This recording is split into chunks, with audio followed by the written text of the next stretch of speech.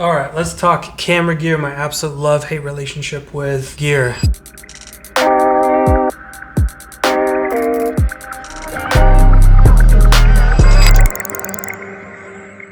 It's a weird balance to have your hobby be also your job. So I think it's easy to buy a lot of stuff you don't need.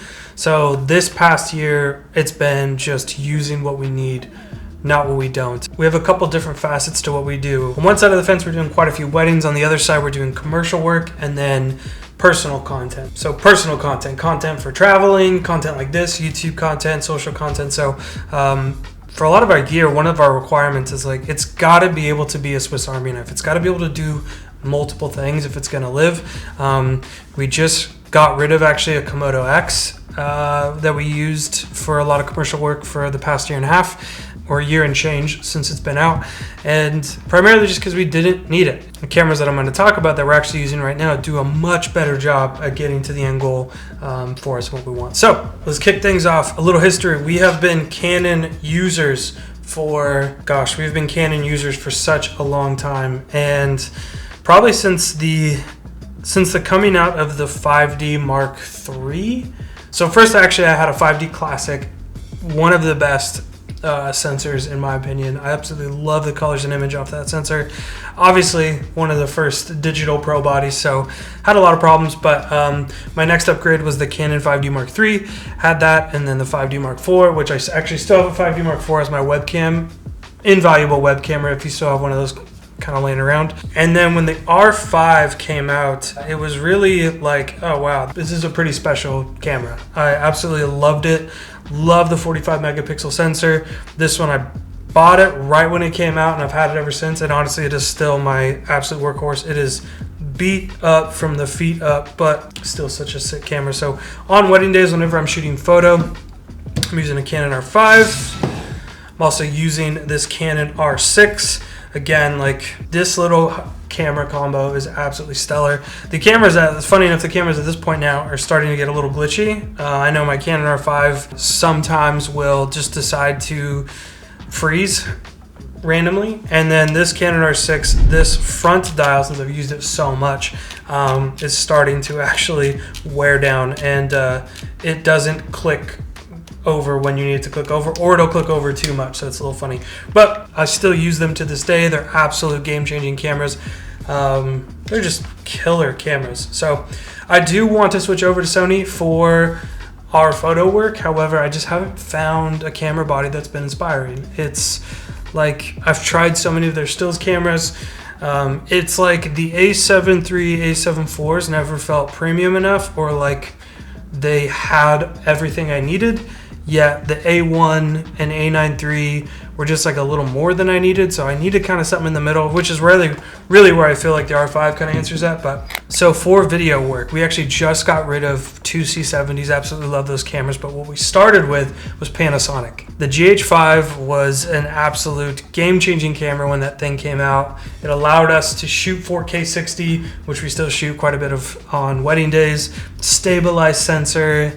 Just an incredible camera, weather sealed, like that thing goes a tank.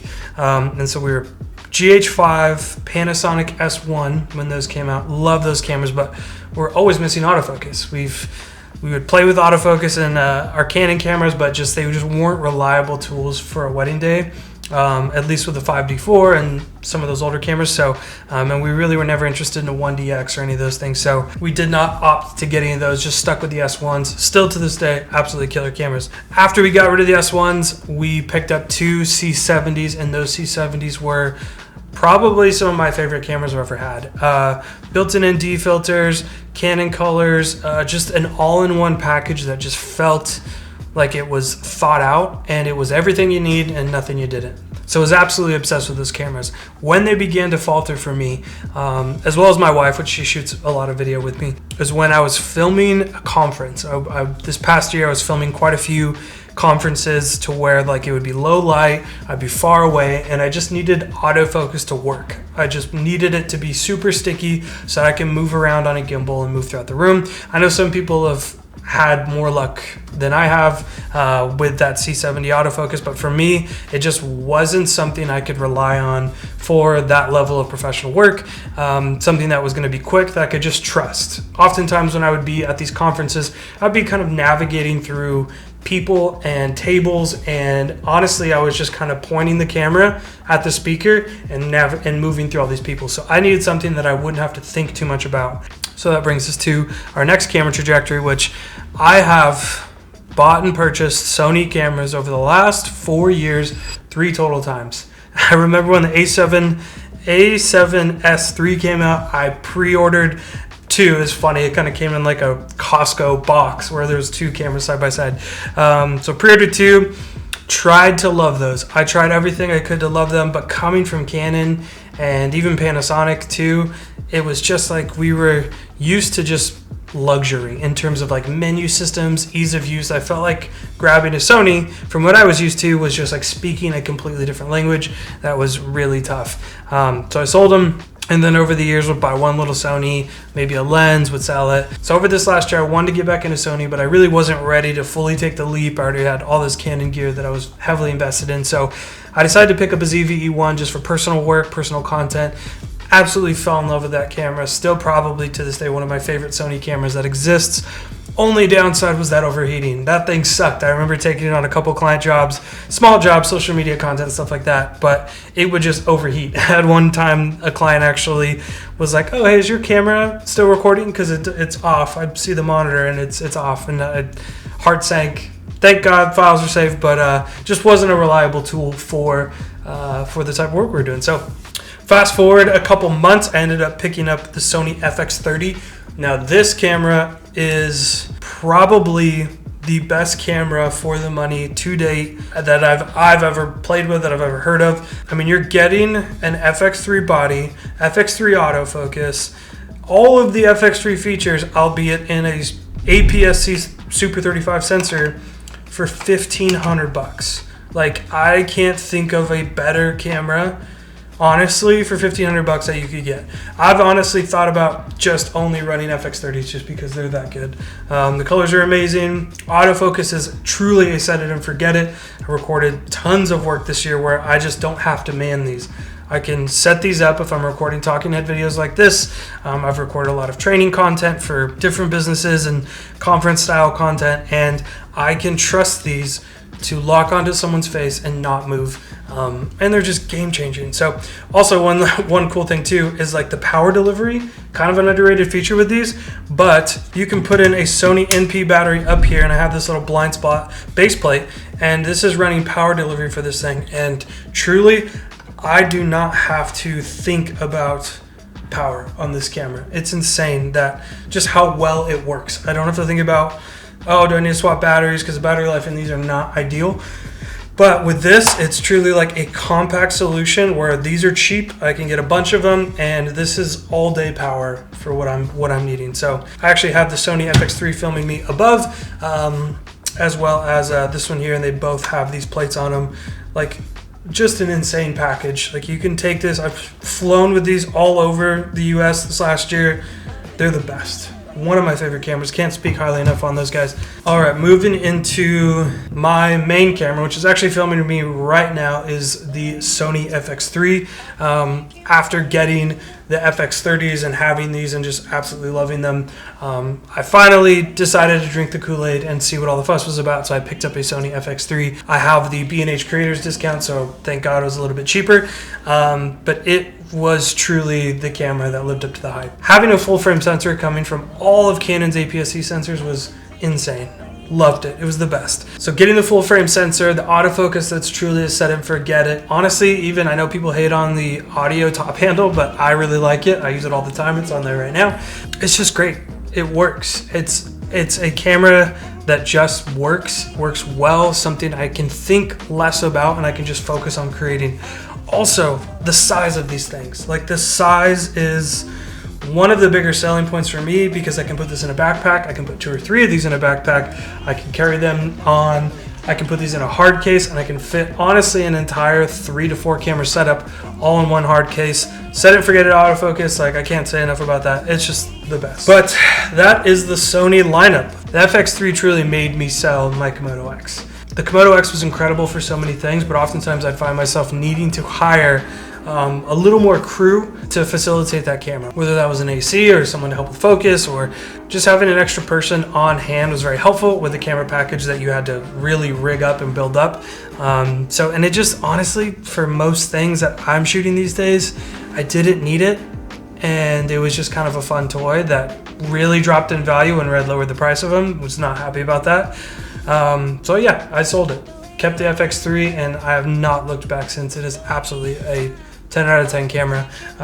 One of my favorites that I love shooting with. So one of the last cameras I wanted to show is this, my absolute favorite film camera. So I don't know what it is. There's a lot of people that buy Leica. I've owned probably 10 Leicas over the last 7 years. Love Leica. I'd love to get another one, but I just love things that work and things that I'm not afraid to beat up, and also things that are cheap that are excellent. So I picked up, this is a Canon Elan7e, one of Canon's kind of SLR style film cameras. This is just a little EF 28mm lens, and this thing is, I've had this camera for probably 5 years. It's gone up a little bit in value, nothing crazy, but it's got a built-in flash. It goes everywhere with me whenever I want to shoot film. It comes with me on every wedding. It is so clutch to have something that just renders beautiful images. It just works, it's functional, and if it breaks, I can buy another one for $100. Also, I use this little built-in flash more than I thought I would.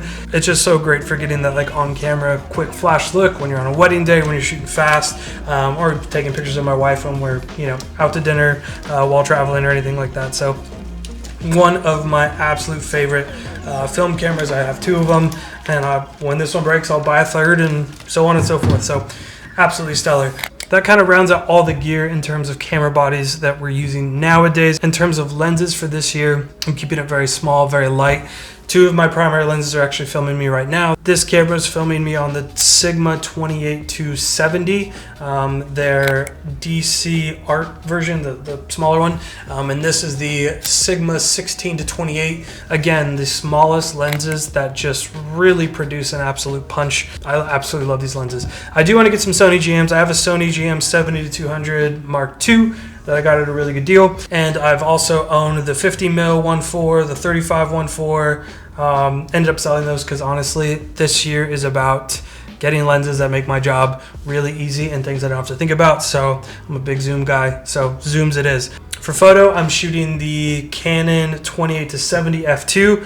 This is the 24-70 f2.8. I'm selling this guy. I'm selling a few other pieces of glass, but it's funny. All of my photo gigs that I've had the last 2 or 3 months, I've actually borrowed the 28-70 f2 because I wasn't sure if I wanted to fully commit to buying one or maybe grab a Sony camera. So for right now, I'm still borrowing it for jobs. I'll probably end up picking one up here in the next month or so. I know Sony has the 28-70 out now too, so who knows? Could be revisiting. So that's pretty much everything. That kind of rounds out our camera bodies and lenses. We keep it simple. I want to own less and just use more. I think that's the motto for kind of going forward. I don't want glass or camera bodies just sitting. They need to get used. So cameras I'm interested in that I think would be really cool. I would love to try out the Canon C80.